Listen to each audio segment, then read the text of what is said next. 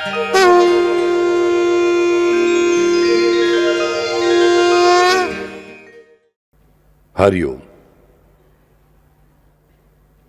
2005 નવું વર્ષ દર વર્ષની જેમ જ શરૂ થઈ રહ્યું છે. અમે કેવા છીએ? અમે જેવા હતા તેવા જ છીએ, પણ આવું ચાલી નહીં શકે. આવું ચાલી નહીં શકે. શાંતિથી આકાશ તરફ જોતા રહીએ રાત્રિને સમયે તો માણસના મનને શાંતિ મળે છે. આજુબાજુ ગમે તેટલી મોટી યંત્રોની, મશીનોની, માણસોની ગડબડ ચાલુ હોય, પણ એ શાંત આકાશ તરફ જોતા રહેવાથી માણસના મનને શાંતિ પ્રાપ્ત થાય છે. એ લાખો કિલોમીટર દૂર રહેલા તારા, ગ્રહોનું અમને નામ પણ ખબર નથી હોતી. અમને ફક્ત ચંદ્ર, સૂરજ ખબર હોય છે. ભાગ્યે જ મૃગ નક્ષત્ર ખબર હોય છે, નહીં તો એ પણ નહીં. બહુ જ સારું લાગે છે. આ પ્રકૃતિ આકાશથી શરૂ થાય છે અને પૃથ્વી સુધી આવીને અટકે છે. એ પંચમહાભૂત આકાશ, વાયુ, અગ્નિ, જળ અને પૃથ્વી. આ પંચમહાભૂતોનો ખેલ એટલે સગુણ સાકાર પ્રકૃતિ. આ મને જે દેખાય છે તે દ્રશ્ય સ્વરૂપ. અમે પરમાત્માને પોકારીએ છીએ. પોકારનારા અમે પણ એ પંચમહાભૂતોથી જ બનેલા છીએ. અમારા શબ્દો પણ એ આકાશ અને વાયુ મહાભૂતથી જ બનેલા છે. પણ એની પાછળ અગ્નિ હોવો જોઈએ, અમારા અંતરંગનો. અમે જોઈએ છીએ, રોજિંદા અનુભવથી જોઈએ છીએ કે જે અગ્નિ પર હું રસોઈ કરું છું, અન્ન રાંધું છું, એ અન્ન પણ મારે વાસણમાં રાંધવું પડે છે. હું કહું કે ચોખાનો ગોળો લઈશ અને ચૂલામાં મૂકીશ તો તેનો ભાત થશે શું? નહીં થાય. પ્રકૃતિ સાથે અમારો સંબંધ બહુ નજીકનો હોય છે, પરંતુ અમે ભૂલી જઈએ છીએ. આ પ્રકૃતિ એટલે પરમેશ્વરનું જ એક સ્વરૂપ છે. આ પ્રકૃતિ એ પરમેશ્વરનું એક દૂત છે. અમને પરમાત્મા સાથે જોડનારો, એ પરમાત્માને અમારી સાથે જોડનારો. અમે તેની પ્રાર્થના કરીએ છીએ દત્ત તરીકે, સદગુરુ તરીકે, મહાવિષ્ણુ તરીકે, ગમે તે રીતે પ્રાર્થના કરીએ છીએ. પણ પ્રાર્થના કરતી વખતે અમારા મનમાં એક જ ભાવ હોય છે કે સંકટમાં રક્ષા કર, શરણ તારું મને. હું તને શરણે આવ્યો છું પરમેશ્વર, સંકટોથી રક્ષા કર. જે સંકટમાં હું છું તેમાંથી મારી રક્ષા કર, અથવા જે આવનારા સંકટ છે તેમાંથી મારી રક્ષા કર. અને તે કરે છે, તે દોડે છે. અમારા પાપનો આટલો મોટો ઢગલો ભેગો થયો છે કે દરેક માટે તે દોડી રહ્યા છે. અને તે દરેક માટે દોડી રહ્યા છે તે દેખાતું હોવા છતાં હું તો એની વિરુદ્ધ દિશામાં દોડવાની શરૂઆત કરું છું. આમને સમજાવવું જોઈએ. અને પછી જ્યારે અમને આ સમજાય નહીં, ત્યારે જ અમારા કષ્ટ શરૂ થાય છે. અમે ઘોર કષ્ટોત્તરણ સ્તોત્ર બોલીએ છીએ.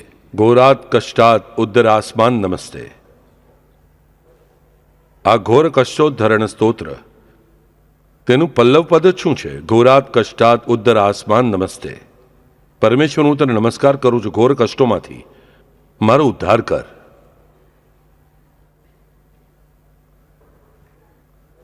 ઘોર કષ્ટ એટલે શું? ડિઝાસ્ટર. આધ્યાત્મિક સ્તર પર જે ઘોર કષ્ટોદ્ધરણ સ્તોત્રનો પાઠ છે તે જ અમારા વ્યવહારિક અને મર્ત્ય સ્તર પર અનિરુદ્ધાસ એકેડેમી ઓફ ડિઝાસ્ટર મેનેજમેન્ટ છે. અહીં આટલા બધા લોકો અમે બેઠેલા છીએ. બાપુએ અમને વારંવાર બૂમો પાડીને કહ્યું છે, પણ અમે કેટલા જણાએ કોર્સ કર્યો? અત્યાર સુધી મને ખબર છે હજારોએ, લાખોએ કર્યો છે, પણ અહીં બેઠેલા કેટલાએ કર્યો? અમને લાગે છે કે અમારે શું કરવાનું? અમારા બાળકોએ કર્યો બસ, મારા પતિએ કર્યો બસ થઈ ગયું, મારી પત્નીએ કર્યું ને બસ થઈ ગયું. જ્યારે સમય આવ્યો, અમે જોયું 8 દિવસ પહેલા પ્રકૃતિનું રૌદ્ર તાંડવ.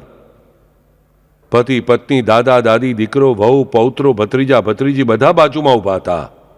હાથમાં હાથ નાખીને એકબીજાના ભાગવાનો પ્રયત્ન કર્યો, પણ એક મોજા સાથે બધું જ નેસ્તનાબૂદ થઈ ગયું. અને કેટલો મોટો આ એશિયાનો પ્રચંડ વિસ્તાર એક ક્ષણમાં જ હતાનું ન હતું થયું. અમે એકબીજાના હાથ મજબૂત રીતે પકડ્યા હતા, એટલે બધા એક સાથે ડૂબી ગયા. મદદ માટે કોણ આવે છે? અમારા કાકા, અમારી પત્ની, અમારો પતિ, અમારો દીકરો, અમારી વહુ, અમારો ફલાણો, અમારો ઢીકણો, અમારો પ્રેમી, અમારી પ્રેમિકા. આ બધું સાચું છે, હું ના નથી પાડતો. મારે કોઈને સંન્યાસી નથી બનાવવા, પણ આ બધાએ હાથ પકડ્યા તો પણ એ સુનામી વેવથી મને કોઈ બચાવી શક્યું નહીં. એ મને ધ્યાનમાં આવવું જોઈએ. ફક્ત બચ્યા તેઓ જેના પર તેનો વરદ હસ્તો હતો, બાકી કોઈ નહીં. બાકી કોઈ નહીં. આપણે ઘોર કષ્ટો દરમિયાન સ્તોત્ર પણ બોલતા નથી, પરમેશ્વરની પ્રાર્થના પણ કરતા નથી. અને તેનું જ પંચમહાભૂતાત્મક સ્વરૂપ રહેલું, પાર્થિવ સ્વરૂપ રહેલું ડિઝાસ્ટર મેનેજમેન્ટનો કોર્સ પણ અમે કરતા નથી. અરે આ કોર્સ કરતા કરતા અમને સમજાય છે કે આ કોર્સનું મૂળ બોધવાક્ય શું છે. ઘોરાત કષ્ટાત ઉદ્ધરાસમાન નમસ્તે. આ અમને ઘોર કષ્ટમાંથી બચાવવા માટે જ. હું 50 વર્ષની બાઈ છું કે 60 વર્ષનો પુરુષ છું. અરે જ્યારે સંકટ આવે છે ને ત્યારે તમે એકલા ને એ ભગવાન હોય છે, બાકી કોઈ કોઈનું હોતું નથી. યાદ રાખો. પણ આજ અમને ક્યારેય સમજાતું નથી. અમારું રોજિંદુ બરાબર ચાલી રહ્યું છે ને બસ અમારે શું કરવું છે લોકોને બચાવીને. જ્યારે મોજું આવ્યું ને તેની એક ક્ષણ પહેલા નાચતા, ગીતો ગાતા, કેટલા બધા જીવતા મોજ કરતા છે વિચારો એ કિનારા પર. જો તમે ચિત્ર બરાબર ટીવી પર જોયા છે, આજે મને ખબર છે ઘરે ઘરે ટીવી છે. એક ક્ષણમાં તે આવ્યો ને માણસો ઊભા હતા તે ગયા. કઈ ક્ષણનો ભરોસો છે મને કહો. આટલા લાખો જ્યોતિષી આ ભારતમાં ફેલાયેલા છે. કયા જ્યોતિષી આ ભવિષ્ય કહ્યું હતું કે તામિલનાડુમાં આવું થશે? કોઈએ નહીં. જેને દેખાડવાનું હતું તેણે સુંદર રીતે પહેલા જ દેખાડી દીધું હતું કે આ સમુદ્રમાંથી ગમે તેટલા મોજા ઉછળ્યા તો પણ બચાવનાર જે છે તેણે દેખાડી દીધું કે હું આ સમુદ્ર પર ઊભો છું અને બહુ ઊંચો ઊભો છું. અમે દરેક વખતે જરૂર પડે છે જ્યોતિષીના દરવાજા ફરતા રહીએ છીએ. મારું કહેવું કંઈ નથી, જ્યોતિષી શાસ્ત્ર છે, પણ જ્યોતિષી મને બચાવી શકતો નથી. અને જ્યોતિષી બચાવવાનું તો દૂર રહ્યું, કોણે આ ભવિષ્ય કહ્યું કે આટલા મોટા મોજા આવીને આટલા લાખો લોકો, આજે 2.5 લાખ લોકો ગયા છે, આટલા લોકો જશે? એ જે એક છે ને એક માત્ર તે સદગુરુ, એ મહાવિષ્ણુ, તે જ ફક્ત બચાવે છે. તે બંને હાથ ફેલાવીને ઊભા હોય છે કે બાળકો હું તમારી રાહ જોઉં છું, તમે આવો. હું તમારી આંગળી પકડવા તૈયાર છું, પણ તમારે મારી આંગળી પકડવા માટે તો તૈયાર થવું જોઈએ. આ સીધી વાત છે. નદીમાં તમે ડૂબી રહ્યા છો, સમુદ્રમાં તમે ડૂબી રહ્યા છો, જે બોટ ડૂબવાની નથી એવી હોડીમાં મારે ચડવું તો જોઈએ, જે મને દેખાતી હોવા છતાં. જો હું નક્કી કરું કે આ હોડીમાં ચડવું જ નથી તો પછી મને કોણ બચાવશે? અમે ઘોરાત કષ્ટ ઉદ્ધરાત્માન નમસ્તે કહીએ છીએ, મને ખબર છે, પણ તેની સાથે તેવી ક્રિયા પણ મારા હાથે થવી જોઈએ. એકેડેમી ઓફ ડિઝાસ્ટર મેનેજમેન્ટનો કોર્સ મારે કરવો જોઈએ. કેટલાક લોકોને ડર લાગે છે, બાપરે બીજા માળ પરથી બાળકો ઉતરે છે સીડી બાંધીને અથવા દોરી પરથી. અમારે દરેકને નથી કરવાનું, પણ ઓછામાં ઓછો મૂળભૂત સિદ્ધાંત તો આપણને સમજાવવો જોઈએ. આવતીકાલે જ્યારે સમય આવે છે ને બાળકો, ત્યારે વિચાર કરવાનો પણ સમય હોતો નથી. વિચાર કરવાનો પણ સમય હોતો નથી, આમને સમજાવવું જોઈએ. હાક મારવાનો પણ તેને સમય રહેતો નથી. અને પછી ત્યારે એક ક્ષણમાં યાદ આવી જાય છે કે મેં આખી જિંદગી શું કર્યું. મેં આખી જિંદગી તેને મનથી ક્યારે મારો માન્યો જ નહીં. તેણે 100 વસ્તુ સારી આપી, એક વસ્તુ મારા જીવનમાં ખરાબ બની કે મેં તેને દોષ આપ્યો જ. આ પહેલા બંધ કરો. દરેક માણસના ઘોર કષ્ટ ત્યાં જ શરૂ થાય છે જ્યારે તે ભગવાનને દોષ આપવા લાગે છે. તે ક્યારેય અન્યાય કરશે નહીં અને તેણે ક્યારેય અન્યાય કર્યો નથી. આ પહેલા મારે મારા મનને સમજાવવું જોઈએ. મારું કંઈ દુર્ભાગ્ય છે, મારું કંઈ પ્રારબ્ધ છે, પણ હું તેને ક્યારેય દોષ નહીં જ આપું. આ પહેલા દરેક માણસે શીખવું જોઈએ. આજ મેં પહેલા આપણી રામરક્ષા ચાલુ હોવાની પહેલા કહ્યું કે માણસની સૌથી મોટી ભૂલ શું થાય છે કે હું મારી દરેક વસ્તુ માટે ભગવાનને જવાબદાર ઠેરવું છું. જવાબદાર તમે છો. એ જવાબદારીમાંથી છોડાવવા માટે તમને તે તૈયાર ઊભા છે. પ્રત્યેક સંકટ તમે ખેંચી લાવ્યા છો. એ તમારી પાછળથી ઊભા છે. હું છું સંકટમાં એ કહેવા માટે, પણ તમારે તેની આંગળી પકડવી જોઈએ. અમે રસ્તામાં જતા આવતા પરમેશ્વરને નમસ્કાર કરીએ છીએ, જરૂર પડે કે પછી બહુ જ કરીએ છીએ, પણ તેની વચ્ચે અમને તેની યાદ આવતી નથી. અને ફક્ત યાદ કરવાથી પણ ફાયદો નથી. ભગવાનનું નામ લેવાનું જ, પણ તે કેવી રીતે? જમવાના બદલે અમે ભગવાનનું નામ લઈએ, ચાલશે શું? નહીં ચાલે. અમને ખબર છે કે જમવા માટે મારે જોઈએ, શરીર પરના કપડાં પહેરવાને બદલે ભગવાનનું નામ લીધું, ચાલશે નહીં ચાલે. તે ફક્ત કોને ચાલશે? દિગંબર પદને પહોંચ્યા છે તેમના માટે. પણ અહીંની બાબતમાં તો અમે કહીએ છીએ કે બાકીની દરેક વસ્તુમાં ભગવાનનું ફક્ત નામ લીધું કે મારું કામ થઈ જશે, થાય જ. પણ ક્યારે જ્યારે મારો ભાવ તેવો હશે સાચે સાચો, ત્યારે અને દરેક વસ્તુમાં ભગવાનની ચોટલી પકડવાનું હું પહેલાં બંધ કરું ત્યારે. વાલાઓ, આ મોટા ડિઝાસ્ટરમાંથી આ વાત શીખવા જેવી છે. અમે ફક્ત ખરાબ લાગ્યું અફસોસ કર્યો, પણ એક વિચાર કરજો કે જો હું તે જગ્યાએ હોત તો, હું ફરવા ગયો હોત તો શું થયું હોત? આપણામાંથી કેટલાક લોકો ગયા હતા, તેની જ આસપાસ હતા, તે જ જગ્યાએ પણ હતા, પણ સરળતાથી બહાર આવી ગયા હતા પહેલાં જ, બિલકુલ થોડી ક્ષણ પહેલાં. અને અમે જો ત્યાં હોત અને મોજું આવ્યું હોત તો આ વિચાર કરો, આંખો બંધ કરીને, કે તે મોજું માણસો સાથે મને પણ લઈ જાત. પછી આપોઆપ મોઢામાંથી એ રામનું નામ નીકળશે, કૃષ્ણનું નામ નીકળશે, સદગુરુનું નામ નીકળશે. મનથી કહું છું વાલાઓ, 2007 વિશે હું તમને વારંવાર સૂચના આપું છું. જ્યારે હું પહેલીવાર 2001માં આ વિષય પર બોલ્યો ત્યારે જ મેં તમને બધાને કહ્યું કે બાળકો 2004 પૂરો થતાં થતાં અનેક ખરાબ વસ્તુઓ શરૂ થશે અને 2007 એ સીમા છે કે જ્યાંથી બહુ મોટી પ્રચંડ ઘટનાઓ બનવાની છે. તેના માટે આપણે તૈયાર થવું જોઈએ. હું 2002માં જ્યારે 3 ઓક્ટોબરે બોલ્યો ત્યારે પણ ફરીથી મેં આ કહ્યું, પણ અમારો બાપુ કહે છે, બૂમ પાડીને કહે છે, શું જરૂર પડી? અને હું અહીં તમને જે સારું લાગશે તે બોલવા માટે નથી બેઠો. આ યાદ રાખો બાળકો, તમને સારું લાગે એવી વાતો કહેવા માટે અને તમારું 2 કલાક મનોરંજન કરવા માટે હું અહીં આવ્યો નથી. મારે જે બોલવાનું છે તે બોલવા માટે હું અહીં આવું છું. તમે સાંભળો કે પછી ન સાંભળો, પ્રશ્ન તમારો છે. જે સાંભળશે તે મારો છે, જે નહીં સાંભળે તે પણ મારો જ છે, પણ તે બેમાં ફરક છે. જે સાંભળશે તેની આંગળી હું પહેલાં પકડીશ. હું તમને બિલકુલ મનથી સચેત કરું છું બાળકો, હવે તો સાવધ થાવ. આટલું મોટું રૌદ્ર ભીષણ સ્વરૂપ જોયા પછી તો પોતાના મનને જાગૃત કરો. અમારા બાપુ ચરખો ચલાવવાનું અમને કહે છે, તે ચરખો ચલાવીને શું બાપુને કપડાં પહેરવાના છે? મને કહો.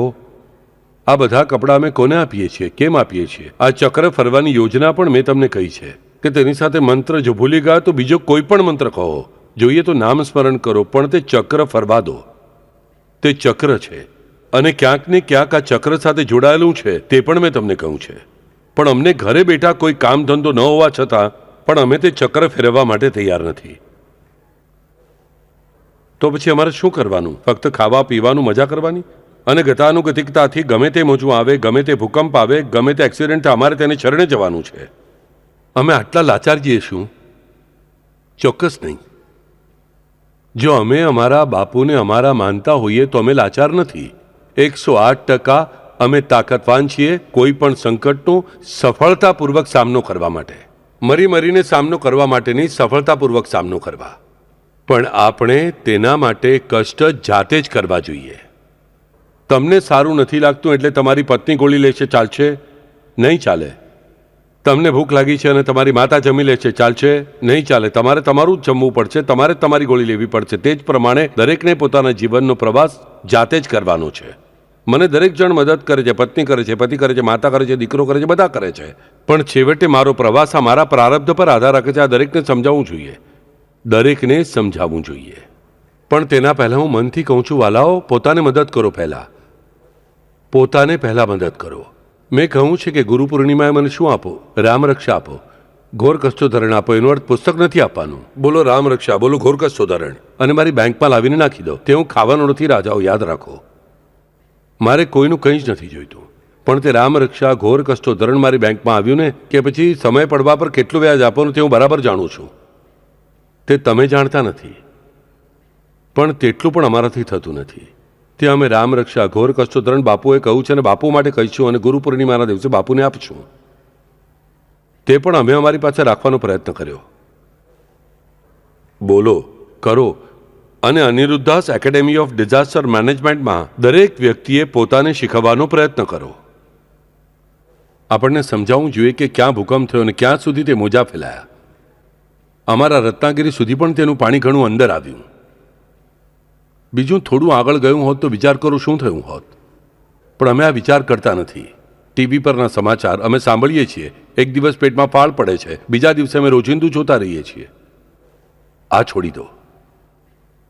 હું વારંવાર તમને કહેતો આવ્યો હતો 2000થી કે 2004 પૂરો થતાં થતાં બધું શરૂ થશે. અને 2007 શરૂ થતાં થતાં આખા વિશ્વમાં પૃથ્વી પર અવ્યવસ્થા ફેલાવાની છે. તેમાં કોણ બચવાનું છે? જે મનથી ભક્તિ કરશે, જે મનથી સેવા કરશે, ફક્ત તે જ. વાલાઓ, મનથી કહું છું, મારી ધમકી કહો, મારું વડવું સમજો, મારી ગાળો કહો, પણ હું મનથી તમને વારંવાર કહું છું, ભગવાનનું નામ સ્મરણ કરો, ભક્તિ કરો, સેવા કરો, તે ચરખો ચલાવો. અને તેની સાથે અનિરુદ્ધાસ એકેડેમી ઓફ ડિઝાસ્ટર મેનેજમેન્ટ જે અનિરુદ્ધે શરૂ કરી છે તેનો ફાયદો લો. છેવટે ફક્ત મારો સાથી તે પાર્થનો સારથી જ હોય છે. આ યાદ રાખો, બાકી કોઈ નહીં, કોઈ પણ નહીં. અમે બધું કરીશું, પણ પહેલા આ કરીશું. જમતા પહેલા શ્વાસ લેવો અને શ્વાસ લેતા પહેલા હૃદયનું સ્પંદન થવું. આ નિયમ અમને બરાબર સમજાવવો જોઈએ. અમે રામરક્ષા શરૂ કરી, તેની સાથે જ અમે આ રામરક્ષાના જન્મની કથા જોઈ. તે કથા પણ અમને શું કહે છે? ગોરાત કષ્ટાત ઉદ્ધરાસમાન મસ્તે. આ રામરક્ષા છે, આ રક્ષા કરનારી છે. અને આ રામરક્ષામાંથી આજે આગળનો શબ્દ અમારો કયો છે? બરાબર. નવ કમલ દલ સ્પર્ધિ નેત્રમ પ્રસન્નમ વામાંગારુડ સીતા મુખ કમલ મિલ લોચનમ નીરદાભમ નાનાલંકાર દીપ્તમ દધત મુરુચટા મંડનમ રામચંદ્રમ ઇતિ ધ્યાનમ. નવ કમલ દલ સ્પર્ધિ નેત્રમ પ્રસન્નમ. નવ કમલ દલ, નવું હમણાં જ ખીલેલું એવું નાજુક નવ કમલ દલ, એવું કમળનું ફૂલ છે, હમણાં જ ખીલ્યું છે. કળીનું હમણાં જ ફૂલ થઈ રહ્યું છે, કમળ થઈ રહ્યું છે. અને તેની જે પાંખડી છે ને, નવ કમલ દલ સ્પર્ધિ નેત્રમ પ્રસન્નમ. તેની પાંખડી કેટલી સુંદર હોય છે આપણે પહેલાં જોવું જોઈએ. બજારમાં જઈને કમળનું ફૂલ લાવીને તે જોઈ મને તે ક્યારેય નહીં સમજાય. ક્યારેક કોઈ હોડીમાં બેસીને કોઈ તળાવમાં જઈને ખીલતું કમળ જોવું જોઈએ. તે કમળને હાથ લગાવીને જોવું જોઈએ. તેનો તે તેજપુંજ મનોહર રંગ મારે જોવો જોઈએ અને તેમાંથી ખીલતી પ્રસન્નતા મારે જોવી જોઈએ. પછી મને સમજાશે. નવ કમલ દલ સ્પર્ધિ નેત્રમ પ્રસન્નમ. આ જે કમળના દળ છે, કમળની પાંખડીનો આકાર, આ તે રામની આંખ જેવો છે. આ મહાવિષ્ણુનો કોઈ અવતાર હોય, આંખ તે આ કમલાક્ષ છે, આ રાજીવ નયન છે, આ રાજીવ લોચન છે. અને આજે રાજીવ લોચન આંખો છે. અહીં બુદ્ધ કૌશિક મુનિ આપણને કહે છે, બુદ્ધ કૌશિક કહે છે કે નવ કમલ દલ સ્પર્ધિ નેત્રમ પ્રસન્નમ. સ્પર્ધા શેમાં છે? તે પાંખડીમાં અને રામની આંખમાં નહીં. આ પ્રસન્નતામાંની સ્પર્ધા છે. તે કમલ દલને જોઈને જે પ્રસન્નતા ઉત્પન્ન થાય છે, તે કમલદલ જેવું પ્રસન્ન છે તેવી તેની આંખો પ્રસન્ન છે. તે જેવું ખીલી રહ્યું છે તેવી તેની આંખો અમને ખીલવનારી છે. આ રામ કેવા છે? તો નવ કમલ દલ સ્પર્ધિ નેત્રમ પ્રસન્નમ. પ્રસન્ન નયનો વાળા છે. અહીં આપણને સમજાવવું જોઈએ કે બુદ્ધ કૌશિક આપણને કહે છે કે આ પ્રસન્ન નેત્રોવાળા છે, એટલે આ આપણને અશાંતિ ક્યારેય આપી શકતા નથી. માણસ ખોટું બોલી શકે છે, માણસની આંખો ક્યારેય ખોટું નથી બોલતી. આપણને ખબર છે કે આંખમાંની લાગણીઓ સાચી હોય છે. તેની આંખમાંથી શું નીકળે છે? તો પ્રસન્નતા, આનંદ, પ્રેમ. બીજું કંઈ જ તેની આંખમાંથી નીકળતું નથી. તેની આંખમાંથી ક્યારેય ગુસ્સો નીકળ્યો ને વાલાઓ, ક્રોધ નીકળ્યો તો પણ તે પ્રસન્ન કરનારો જ હોય છે. યાદ રાખો, આપણે સમજવું જોઈએ. સાંઈબાબાએ કચુકાના ગોળા કરીને ભક્તની આંખમાં નાખ્યા. તે ભક્તની આંખો ફૂટી નહીં, આપણને સમજાવવું જોઈએ. કારણ કે આ નવ કમલ દલ સ્પર્ધિ નેત્રમ પ્રસન્નમ. બાકીની વસ્તુઓ તો દૂર રહી. આંખો કંઈ આપતી નથી. આંખો ફક્ત લે છે અંદરનું જ્ઞાન. જ્ઞાન લે છે, જોવાનું જ્ઞાન લે છે, જ્ઞાનેન્દ્રિય છે. પણ અહીં તો આંખો આપનારી છે.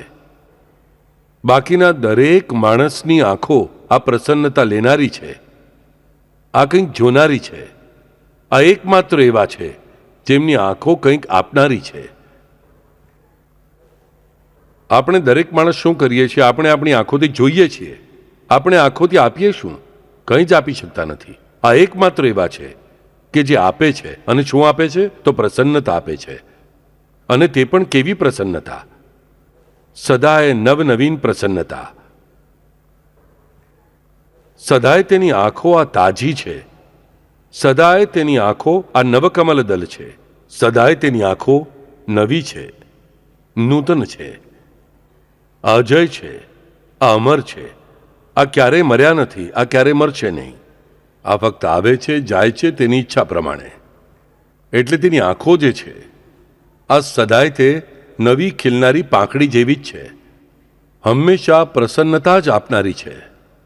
અને મહત્વનો આનો અર્થ અમને સમજાવવો જોઈએ કે આ ખીલતા કમળની પાંખડીઓ છે, મુરઝાતી કમળની પાંખડીઓ નથી. એટલે કે તેણે આંખો અને આંખોની પાંપણો ક્યારેય લૌકિક દ્રષ્ટિએ બંધ કરી તો પણ તેની આંખો ક્યારેય બંધ થતી નથી.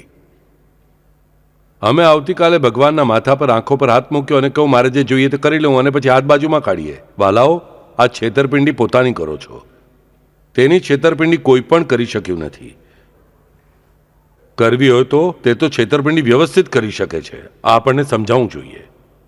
યાદ રાખવું જોઈએ કે બુદ્ધકૌશિક ઋષિ આપણને કહે છે કે નવકમલ દલ સ્પર્ધી નેત્રમ પ્રસન્નમ, કે તેની આ આંખો આ ઉદયની આંખો છે, અસ્તની નથી.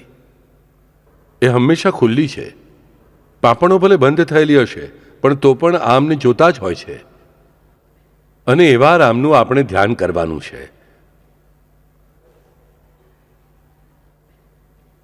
આપણે કહીએ છીએ ને, મધુર કલ્પના કરીએ છીએ, કવિઓ કરે છે કે પ્રેમી અને પ્રેમિકા એકબીજાની આંખોમાં જોતા હોય છે, આંખમાં આંખ નાખીને. મા પોતાના બાળકની આંખમાં આંખ નાખીને જોતી હોય છે. મારો લાડકો, તે ફલાણું ઢીકણું, જે કંઈ તેને ન સમજાવી વાતો તેને કહે છે. પરંતુ તે પરમાત્માની આંખોમાં પણ મને જોતા આવડવું જોઈએ. તે નજરથી જે પ્રસન્નતા મળે છે ને, તે બીજે ક્યાંયથી પણ મળી શકતી નથી. ક્યાંયથી પણ મળી શકતી નથી. તેના ચરણો તરફ જોવાનું, તેના ચરણોમાં શરણે રહેવાનું અને તેનું મુખચંદ્ર જોતા તેની આંખોમાંથી તે પ્રસન્નતા લેવાની. કારણ કે એકમાત્ર રાજીવ લોચન છે. રામમ રાજીવ લોચનમ. આનું ધ્યાન કરતી વખતે એની આંખો તરફ અમારે જોવું જોઈએ. હવે આમાં એક શબ્દ આવે છે, સ્પર્ધી નેત્રમ પ્રસન્નમ. આ સ્પર્ધા શબ્દ શેના માટે આવ્યો છે બાપુ? આ સ્પર્ધા શબ્દ રામ માટે નથી, આ માણસ માટે છે. આ ભગવાન જ કોના માટે છે? આપણને દરેકને કહેતા આવડવું જોઈએ કે આ મારા માટે છે, અમારા માટે છે. પણ તેની સાથે કહેતા આવડવું જોઈએ કે હું કોના માટે છું? હું ભગવાન માટે છું. અમે ફક્ત પહેલી બાજુ કહેવા તૈયાર છીએ, બીજી બાજુ કહેવા તૈયાર નથી. ભગવાન મારા માટે છે, અમને માન્ય હોય છે, પણ હું ભગવાન માટે છું. આ અમે મોઢેથી બોલવા પણ તૈયાર નથી. આપણને ડર લાગે છે આવતીકાલે પરમેશ્વરે બોલાવી લીધા તો શું? બદલી તરત થવાની. નહીં વાલાઓ, જો મારે આ સાચું થાય એવું મારા જીવનમાં જોઈતું હશે કે ભગવાન મારા છે, તો પહેલા મારે ભગવાનના થવું જોઈએ. આ તે સ્પર્ધા છે, ખીલતા કમળમાંની અને અસ્ત થતા કમળમાંની. હું ભગવાનનો છું કહેવું અને ભગવાન મારા છે કહેવું એટલે ખીલતું કમળ. અને ભગવાન મારા છે પણ હું ભગવાનનો નથી કહેવું એટલે અસ્ત થતું કમળ. આ અસ્ત થતા કમળમાંથી પ્રસન્નતા મળતી નથી, કંઈ પણ મળતું નથી. મુરઝાઈ જાય છે, વિખરાઈ જાય છે. અમને અમારું જીવન આવું જોઈએ છે. શું પુષ્પ ખીલ્યું છે મારું, અર્પ્યું તને જ, તને તારું અર્પતા છલકાઈ રહું હું જ. આ તે આપણને બૂમો પાડીને કહે છે, તને તારું અર્પતા છલકાઈ રહું હું જ. આ તેનો અનુભવ હોવો જોઈએ ને. પછી આ અમને કેમ વિશ્વાસ રાખવા યોગ્ય નથી લાગતું? આ જ અમારા જીવનમાં આવવું જોઈએ. એટલે આવતું નથી એટલે અસ્ત થતું સુકાયેલું કમળ અમારા જીવનમાં આવે છે, ખીલતું કમળ અમારા જીવનમાં આવતું નથી.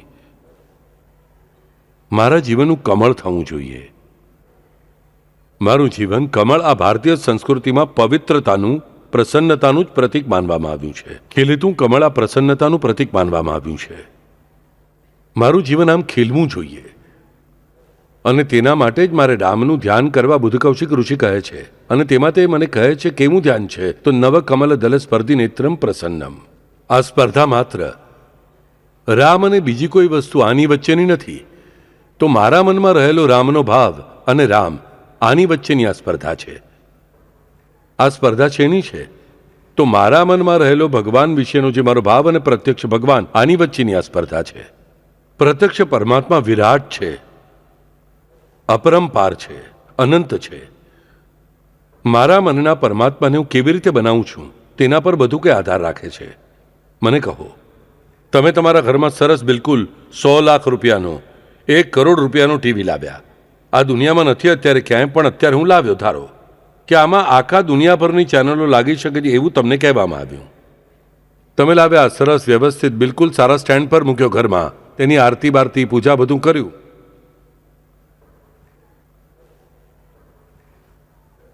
જોડાણ કર્યું, જે કેબલ લાગવાનું છે ક્યાં કહું કંઈ કરીને કનેક્શન લીધું, બધું તૈયાર છે, ત્યાં સેન્ટર તૈયાર છે, બધું તૈયાર છે. પણ તમારા ગામની વીજળી જ ચાલી ગઈ વાલાઓ, તો શેના પર ચલાવવાના છો? મીણબત્તી પર કે દિવાસળીના ખોખા પર? નથી ચલાવી શકતા. સેન્ટર પણ છે, આટલો મોટો 1 કરોડ રૂપિયાનો ટીવી છે, જોનાર હું સામે બેઠેલો છું, પણ તોય મને તેના પર પિક્ચર દેખાઈ શકતું નથી. મને આ સમજાવવું જોઈએ. આ સીધી સાદી વાત અમે જીવનમાં જોઈએ છીએ, પણ અમારા જીવનમાં અમે વાપરતા નથી. તે પરમાત્મા મોટા છે. ટીવીમાં તેનું સગુણ સાકાર સ્વરૂપ મારી સામે દેખાય છે, પણ તે ચિત્ર એટલે મારા જીવનમાં થનારા બદલાવ તે ક્યાં છે? તે ઇલેક્ટ્રિસિટી ગાયબ છે. પીપા બદલાયો, ચિત્ર બદલાયું. અહીં તે આપણને કહે છે કે તમારા જીવનનું ચિત્ર ક્યારે બદલાશે? જ્યારે તમે બદલાશો ત્યારે. અને બદલાવાનું મારે પોતાને એટલે શું? તો મારા મનમાં જે મારા પરમેશ્વર વિશે જે મારી ભક્તિ છે, ભાવ છે, મારા મનમાં જે પરમેશ્વરની મૂર્તિ તૈયાર કરી છે તે મારે બદલવી જોઈએ. એટલે શું કે પરમેશ્વર મારું સારું કરશે કે નહીં? મૂર્તિ તૂટી ગઈ. પરમેશ્વર મને જુએ છે કે નહીં? મૂર્તિ તૂટી ગઈ. હું મારા ઘરનું ઇલેક્ટ્રિકનું કનેક્શન વારંવાર તોડતો રહ્યો, તો મને ટીવી ગમે તેટલો સારો હોય તોય નહીં દેખાય. તે સગુણ સાકાર રૂપમાં તમારી સામે બેઠેલા હશે, પણ જ્યાં સુધી તમારી વીજળી કામ કરતી નથી ત્યાં સુધી મને તેની કૃપા પ્રાપ્ત નહીં થાય. પહેલા મારે નિશ્ચિંતપણે નક્કી કરવું જોઈએ કે ઇલેક્ટ્રિકનો કરંટ હું જોડીશ જ, કે આ મારો પરમેશ્વર છે, આ મારો અને હું તેનો છું. આ મારું કલ્યાણ કરવા માટે જ છે અને હું મારું કલ્યાણ કરવાનો જ છું. હું મારા જીવનમાં અનેક સંકટોનો સામનો કરીશ, પણ મને ખાતરી છે કે સંકટમાં મારી પાછળ, મારી આજુ, મારી બાજુ, મારી આગળ મારો આ બાપા હશે જ. 108% હશે જ. અને આ પ્રેમાળ છે. આ જેવો પ્રેમ કરે છે તેવું મને આના પર પ્રેમ કરતા નથી આવડતું. આ પહેલાં સ્વીકારી લઈએ અને મારો પ્રેમ વધુ વધારવાનો પ્રયત્ન કરીએ. તમારી જાતિ કોઈ પણ હોય વાલાઓ, આ પરમાત્માને ક્યારેય ફરક પડ્યો નથી. તમારો ધર્મ કોઈ પણ હોય, આ પરમાત્માને ફરક પડતો નથી. તમે શ્રીમંત છો કે ગરીબ છો, આ પરમાત્માને ફરક નહીં પડે. તમે સંત છો કે પાપી છો, પતિત છો, પરમાત્માને ફરક પડતો નથી. અમે ગમે તેટલા પાપી હોઈએ, પણ અમને અમારા બાપુ વારંવાર કહે છે કે મારો તમારા પર તેટલો જ પ્રેમ છે, તો તેના પર તો વિશ્વાસ રાખો. આ પરમાત્મા, સાચું કહું છું વાલાઓ, તમારા પર મનથી ગમે તેટલા પાપી હશો તો પણ તમને દરેક તક આપવા તૈયાર છે. પણ મારે તક પસંદ કરવા તૈયાર રહેવું જોઈએ, લાભ લેવો જોઈએ તકનો. વિચાર કરો, બેડમિન્ટનનો સીધો ખેલ ચાલુ છે, હું હાથમાં રેકેટ લઈને ઊભો છું, સામે રમે છે, અને ત્યાંથી તે બેડમિન્ટનનું શટલ અહીં આવ્યા પછી હું શાંતિથી હાથમાં લઈને ઊભો રહ્યો. વાહ વાહ, આવ્યું, પડ્યું, શું ફાયદો મને કહો? હું ક્રિકેટનું બેટ લઈને ઊભો છું અને સામેથી બોલર બોલિંગ કરે છે. મેં મારી બેટ ઊંચકી જ નહીં અથવા આમ જ ઉપર રાખી, તો શું થવાનું? તે દાંડી ગોલ થવાની જ ને. પછી આમાં ભૂલ તે બોલરની કે મારી? મને આ પહેલાં સમજાવવું જોઈએ. અને એટલે જ મારે મારા મનમાંથી ભગવાનની પ્રતિમા જે છે તે બરાબર સાકાર કરવી જોઈએ. તે સાકાર થઈ વાલાઓ મનમાં, કે પછી જે વિરાટ પરમાત્મા છે ને તેનું કનેક્શન મારી સાથે બરાબર જોડાઈ જાય છે. આજે સ્પર્ધા ચાલે છે સાચા પરમાત્મા અને મારા મનનો ભાવ. અહીં મને સસલા અને કાચબાની વાર્તા યાદ આવે છે. આપણને બાળપણમાં સ્કૂલમાં વાર્તા કહેવામાં આવી હતી, ઘરે દાદીએ કહી હતી કે એક સસલો હતો ને એક કાચબો હતો. એમનામાં એકવાર સ્પર્ધા થઈ કે દોડીને આગળ કોણ જાય, ફલાણી જગ્યાએ જવાનું. સસલો અને કાચબો એકદમ ગેટ સેટ રેડી શરૂ કરે છે. 1 2 3 બંને દોડવા લાગે છે. કાચબો તેની ગતિથી દોડવાનો બિચારો, સસલો તેની ગતિથી દોડે છે. સસલો દોડતા દોડતા 2 મિનિટ પછી જુએ છે કાચબો બહુ પાછળ છે. આપણે થોડા આરામ કરીએ. ઝાડ નીચે આવે છે, માથા નીચે કંઈક મૂકી અને સૂઈ જાય છે. જાગે છે અને જુએ છે હજી કાચબો આવ્યો નથી નજીક. જવા દે, હવે આપણે જઈએ એમ કહીને સસલો કૂદતા કૂદતા જાય છે તો કાચબો તેના પહેલા જ પહોંચી ગયો છે. આવી પરિસ્થિતિ અમારા જીવનની હોય છે. સસલો એટલે આપણા પરમેશ્વર પ્રાપ્ત કરવાના પ્રયત્નો અને કાચબો એટલે અમારું પ્રારબ્ધ. તે મનથી મુસાફરી કરતો જ રહે છે, તે ચાલતો જ રહે છે. અમે તો સસલાની જેમ કૂદતા જોરથી દોડીએ છીએ. પરમેશ્વરની કૃપા પ્રાપ્તિ થઈ, એક પડાવ પાર થયો કે અમને લાગે છે કે હવે બધું મળ્યું, હું થોડો આરામ કરું છું, હવે શેના માટે ભગવાનનું નામ લઈએ, રહેવા દો. પણ તે પ્રારબ્ધનો કાચબો ચાલવાનું બંધ કરતો નથી. તે તો ધીમે ધીમે ચાલતો રહે છે. મારી ઊંઘ ચાલુ રહે છે, મારી ઊંઘ વધે છે અને પછી મારા પહેલા કાચબો જઈને પહોંચી ગયો હોય છે. પરમેશ્વરની કૃપા સંપાદન કરવા બદલે હું ફક્ત મારા ભોગ ભોગવતો રહું છું. એક જનાર્દની ભોગ પ્રારબ્ધનો, પણ હરિકૃપાથી તેનો નાશ છે. આપણને સમજાવવું જોઈએ. આ સસલા અને કાચબાની વાર્તા આ પણ આપણા ઉપનિષદોમાંથી જ આવેલી વાર્તા છે. આપણે સમજાવવું જોઈએ કે માણસનું પ્રારબ્ધ અને માણસના પ્રયાસ, આની આ સ્પર્ધા છે. પ્રયાસ અને પ્રારબ્ધ આની સ્પર્ધા છે. પ્રયાસો આ પરમેશ્વરને સાક્ષી રાખીને જોઈ શકે અને કાચબો પોતાનું ચાલવાનું કામ કરતો જ રહે છે. અમારે પરમેશ્વરને સાક્ષી રાખીને દોડવું જ જોઈએ, પણ તેના માટે જરૂરી શું છે કે જાગૃત રહેવું. અને એક વસ્તુ આરામની મળી, હવે બધું સારું છે કહ્યા પછી ભગવાનને ભૂલવું એટલે સૂઈ જવું. તે સૂતા નથી, અમે તો સૂતા રહીએ છીએ. આ તે સ્પર્ધા છે. નવ કમલદલ સ્પર્ધી નેત્રમ પ્રસન્નમ. અને આ સ્પર્ધા નિર્ણય કરે છે કે મને પ્રસન્નતા મળશે કે નહીં મળે. આ જ પ્રસન્નતા નિર્ણય કરે છે. અમારા જીવનમાં અમારા પરમેશ્વરને પ્રાપ્ત કરી લેવાના પ્રયાસ એટલે અમારી ભક્તિ અને સેવા, અને અમારું પ્રારબ્ધ આની સતત હરીફાઈ ચાલુ છે. આપણે સમજાવવું જોઈએ. અને જે અર્થથી હું સંકટમાં છું તે અર્થથી મારો સસલો સૂતો છે અને મારો કાચબો આગળ જઈ જ રહ્યો છે અને જતો જ રહે છે. આપણે કહીએ છીએ ને, કુર્મગતિ શબ્દ છે કાચબાની ગતિ માટે. એટલે આ પ્રારબ્ધનો કુર્મ આપણને સમજાવવું જોઈએ. અને આ જ કર્મની પીઠ પર અમૃત મંથન થાય છે એ પણ આપણને સમજાવવું જોઈએ. આ જ કુર્મની એટલે કાચબાની પીઠ પર અમૃત મંથન કરવું પડે છે, જેમાંથી ઝેર પણ નીકળે છે અને અમૃત પણ નીકળે છે. આ ઝેર પીવા માટે શિવ પ્રસન્ન હોવા જોઈએ અને અમૃત વહેંચવા માટે તે વિષ્ણુ પ્રસન્ન હોવા જોઈએ. પછી જે વિષ્ણુ અને શિવ એક જ છે, જે હરિહર છે, તે સદગુરુ જો મજબૂત ઉભા છે મારા જીવનમાં, તે મહાવિષ્ણુ મારા જીવનમાં મજબૂત ઉભા છે, તો મને ઝેરનો ડર નથી અને અમૃત માટે લાચાર થવાની જરૂર નથી. તે મને બધું આપવા માટે સમર્થ છે. જે અર્થથી હું આજે મુશ્કેલીઓમાં છું, સંકટોમાં છું અને મને તકલીફ થાય છે, તેનો અર્થ મારો સસલો સૂતો છે અને મારો કાચબો તો બમણી ગતિથી આગળ જ જતો રહ્યો છે. હું ભૂલ્યો છું, મારે પાછા જવું જોઈએ. આ પડાવ સુધી તે આગળ ગયો છે, વાંધો નથી, પણ મને ખબર છે કે ખરી તાકાત કોની વધારે છે દોડવાની? તો સસલાની જ. એટલે શું કે માનવીય પ્રયાસો, માનવીય પરિશ્રમ આ પ્રારબ્ધ કરતા વધારે તાકાતવાન છે. ક્યારેય નસીબને શરણે જશો નહીં. જો પોતાને બાપુના ખેવડાવતા છો તો ક્યારેય સંકટોને શરણે જશો નહીં અને ડરશો નહીં. કારણ કે ચોક્કસ મનમાં રાખો કે માણસનું પ્રારબ્ધ ગમે તેટલું ખરાબ હોય, પણ તેના કરતાં માણસના પરિશ્રમ વધારે તાકાતવાળા છે અને વધારે ચપળ છે. કારણ કે તે સસલો છે અને કાચબો છે. પ્રારબ્ધની ગતિ બહુ ઓછી હોય છે.